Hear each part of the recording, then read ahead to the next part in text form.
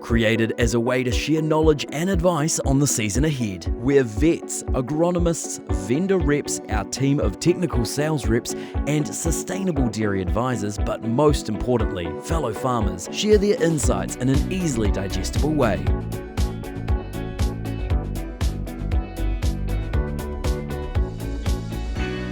Well, we're in our final episode of this season for Farm Source's Seasonal Focus series.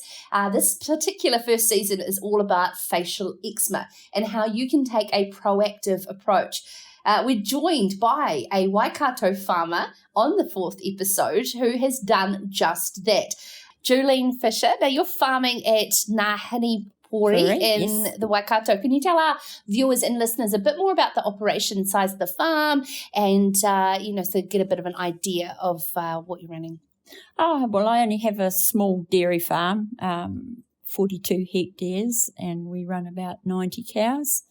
It's very simple, because we just like what we do. We have a pedigree Eshire herd, and it's all pretty cruisy, really. Okay, so we're talking about facial eczema, hence why you're here. What was your sort of first experience with the disease? It was pretty horrific, really. We got hit really badly when we moved to the Waikato from Tokoroa, which there wasn't much down there. And, lost some cows. It was horrible. So moving from Tokoroa, you wouldn't have been as familiar with the disease? No, not at all. What was the first reaction for you to do when you these cows were dropping? Well, they weren't actually dropping. They just lose all their hair. All their skin comes off, and then they're unable to move because all their joints are all seized up and their skin cracks. And be horrible to watch. Oh, it's awful. It's really awful. And then I decided, I'd start drenching the herd, which is a huge process because you just got to keep mixing stuff and drenching them every few days, and getting all your young stock in.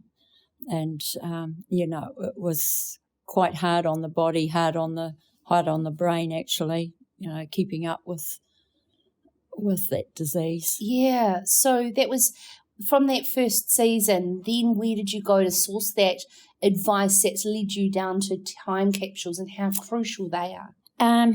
I saw an ad, actually, of a lady that farms not far from where I am, and she was on these time capsules.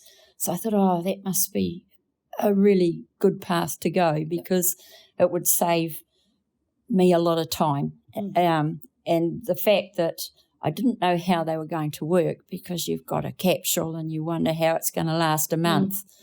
But anyway, after the first season with it, I've never looked back.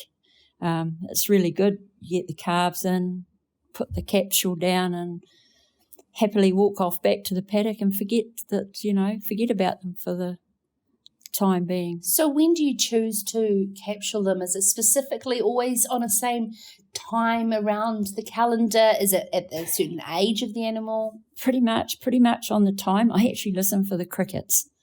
Once the crickets start really humming, it's usually getting pretty close to eczema time. How are you finding it with particularly like the last winter where it's more warm and and the climate change is changing things in season? It's actually keeping an eye on it all year round now, isn't it, to a point? No, not really. You worry about spring eczema, but I don't think there's anything we can do about that one. You just get the odd hit with that one. But, mainly the facial eczema is from January onwards to about May. Yeah. And what about some advice that you would clearly give to farmers about educating themselves early on this particular disease? I don't think it's something they should play around with. It's just so horrible to see cows suffering with eczema that I just think you should do it. Just do it. In previous episodes on this particular series, we've covered over the different types of application, and we've discussed time capsules as something that you like to do specifically. What other applications have you tried out of zinc? well, manually drenching, which at the end of the day I was covered in more zinc than the cows were. And then I went on to using palm kernel as the transporter for the zinc for the main herd, and then just all the other stock on the farm got zinc boluses, so I needed to care for them once a month. They were covered, completely safe. So, do you believe that the zinc needs to be maintained at a certain level throughout the year and then upped over those periods? No, I don't think you need to worry about it from winter onwards. It's just start using it probably Christmas on light doses, and then working up to where they should be by February. Oh, it must be so rewarding now to see healthy cattle and from where you've come from. Yes, it is. Yes, it is. It's not something anybody wants to see, a cow suffering. Thank you so much for joining us on the final episode of this season for Farm Source's Seasonal Focus. It has been a pleasure to get into the finer details around a debilitating disease that is facial eczema, and of course, lovely way to finish it off from the words of Julene Fisher here, a dairy farmer in the Waikato who has personal experience and come out the other side of it. So well done. Thanks for watching Farm Source Seasonal Focus. If you want to know more about the content featured in this episode, contact your local technical sales rep or talk to our store staff.